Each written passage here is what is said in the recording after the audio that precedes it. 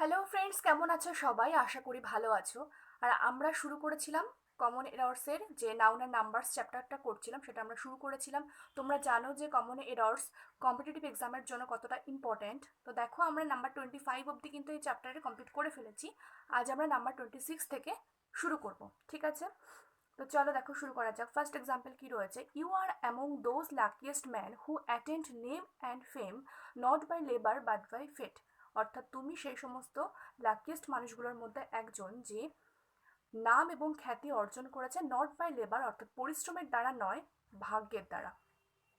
তো option beta দেখো খেয়াল করে কি বলছে। লাকিয়েস্ট ম্যান বলেছে, লাকিয়েস্ট ম্যান রয়েছে।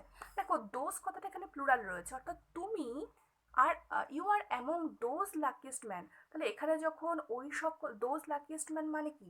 ওই সকল লাকিয়েস্ট মানুষগুলোর মধ্যে। তাহলে এখানে তো দোষটা প্লুরাল আছে না, এখানে আমার ম্যানটা কি করে সিঙ্গুলার হয়? তাহলে এখানটা ম্যানের জায়গায় মেন হয়ে যাবে। তাহলে হবে you are among those luckiest men who attend name and fame not by labour but by fate. ঠিক আছে, option B is incorrect. Number 27 কি বলছে দেখো। I do my best but I don't understand why I do not get expected marks in the examination. বলছে আমি আমার সবচেয়ে ভালোটা করি, কিন্তু আমি বুঝতে পারি না যে আমি আমার প্রত্যাশিত মার্কস কেন আমি পরীক্ষায় পাই না। তাহলে এখানে কোনো ভুল নেই, this sentence is totally correct. ঠিক আছে, এটাতে কোনো ভুল নেই।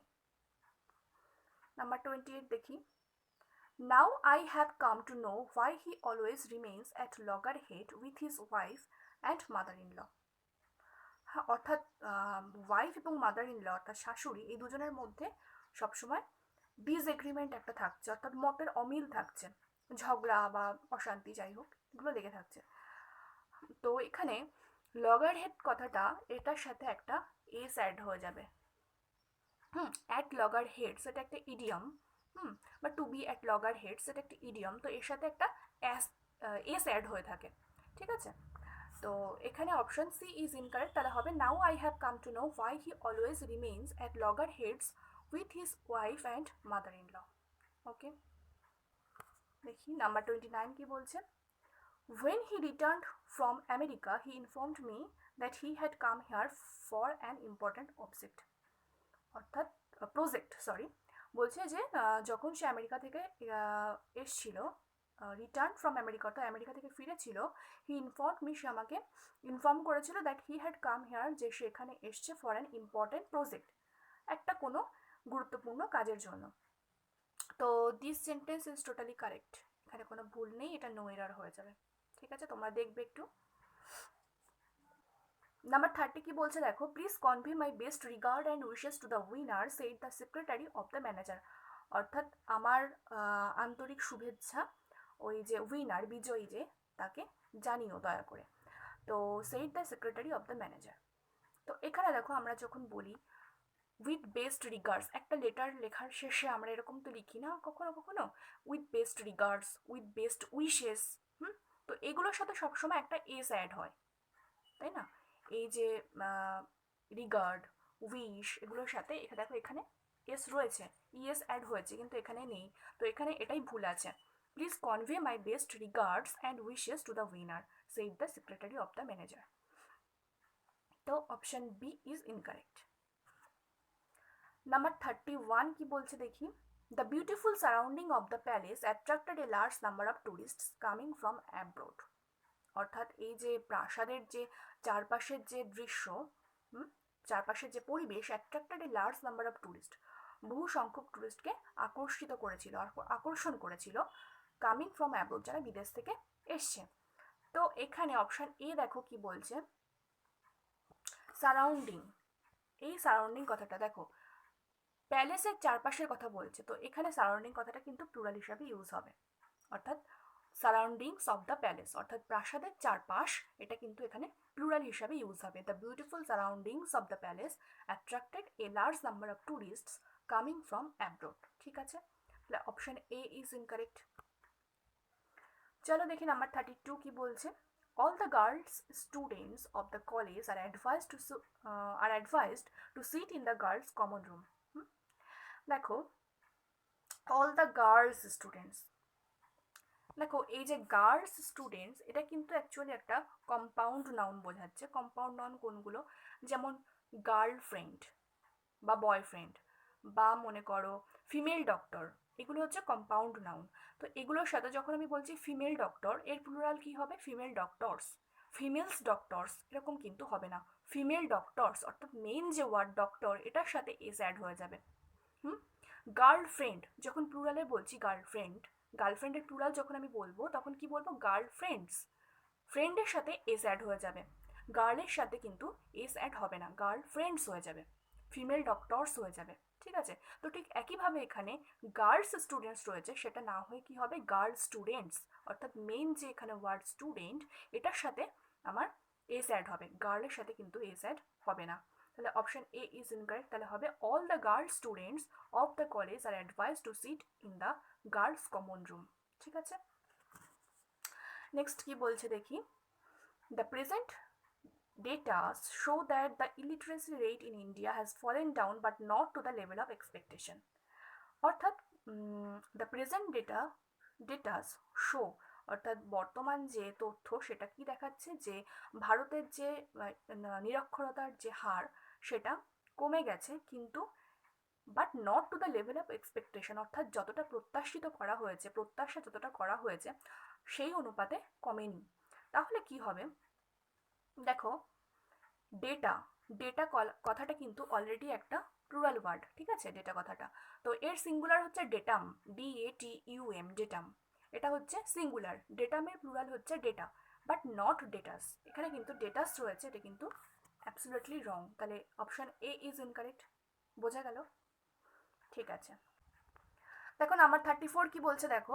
All the chief ministers are responsible for the pitiable condition of the states, অর্থাৎ সমস্ত চিফ মিনিস্টার তাদের রাজ্যের যে করুণ অবস্থা সেগুলোর জন্য তারা দায়ী। তো এখানে অপশন এটা দেখো খেয়াল করে, এখানে চিফ মিনিস্টার্স বলেছে, এটাও কিন্তু একটা কম্পাউন্ড নাউন। তো এক্ষেত্রে চিফের সাথে যে এস অ্যাড হয়ে আছে এটা কিন্তু হবে না, এসটা উঠে যাবে। উঠে গিয়ে কি হবে? শুধুমাত্র মিনিস্টারের সাথেই এস অ্যাড হবে। অর্থাৎ যেমনভাবে প্রাইম মিনিস্টারের প্লুরাল প্রাইম মিনিস্টার্স হবে, ডিস্ট্রিক্ট ম্যাজিস্ট্রেট এর প্লুরাল কি হবে? District magistrates. ডিস্ট্রিক্টের সাথে কিন্তু এস অ্যাড হবে না, ম্যাজিস্ট্রেটের সাথে এস অ্যাড হবে। তো ঠিক একইভাবে এখানে চিফ মিনিস্টারের প্লুরাল যখন আমি বলবো তখন চিফ মিনিস্টার্স হয়ে যাবে, কিন্তু চিফের সাথে কিন্তু এস অ্যাড হবে না। বোঝা গেল? ক্লিয়ার?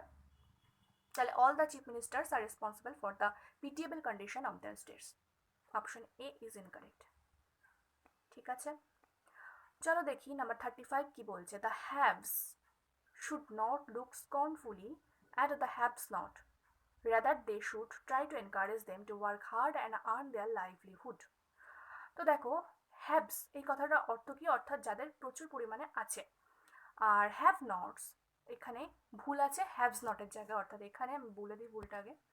এই যে অ্যাট দ্য হ্যাভস নট আছে, এখানটা কিন্তু হ্যাভ নটস হবে, হ্যাভস নট না, হ্যাভ নটস।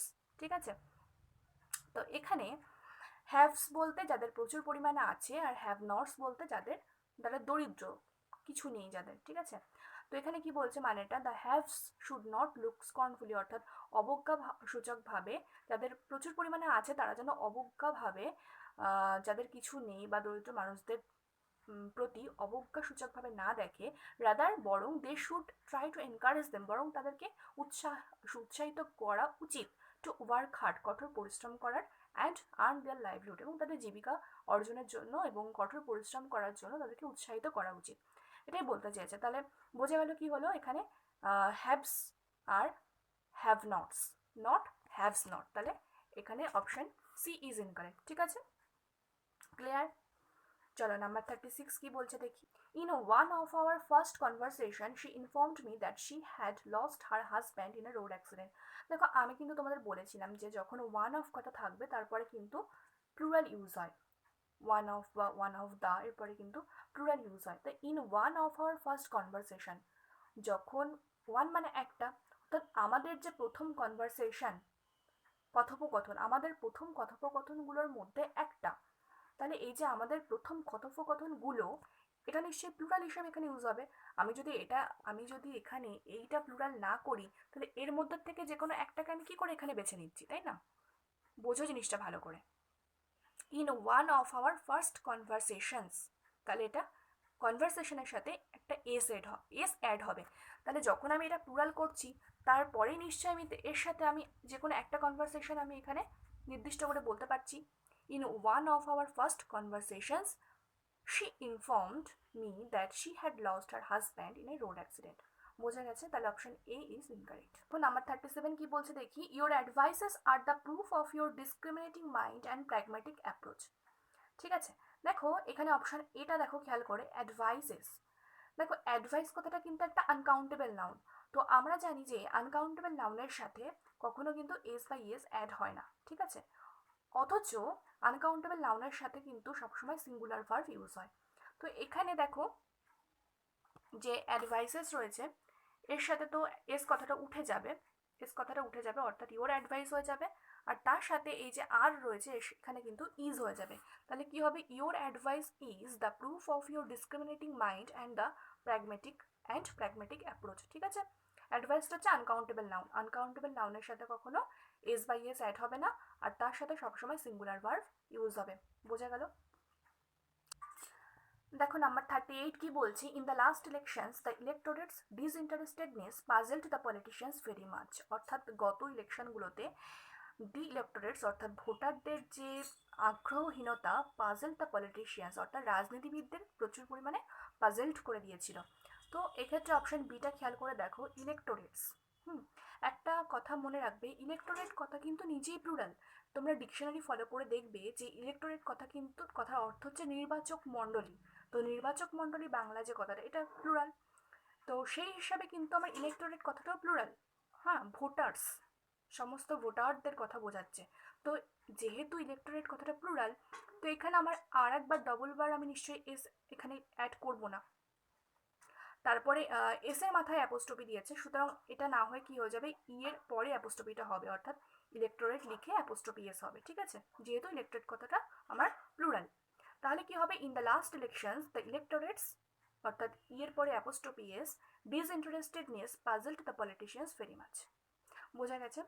তো আজকে কটাই ছিল, আর তোমরা দেখো ভিডিওটা ভালো করে, না বুঝতে পারলে ব্যাকে গিয়ে আবার দেখো। তো ঠিক আছে, আজ ছিল এই অবধি। নেক্সট দিন আমরা নাউন আর নাম্বারস চ্যাপ্টারটা কমপ্লিট হয়ে যাবে, আর কয়েকটা আছে নাউন আর নাম্বারস, নেক্সট দিন আমি কমপ্লিট করে দেবো। আর অবশ্যই like, share and subscribe my channel. তো আজ এই অবধি, বাই।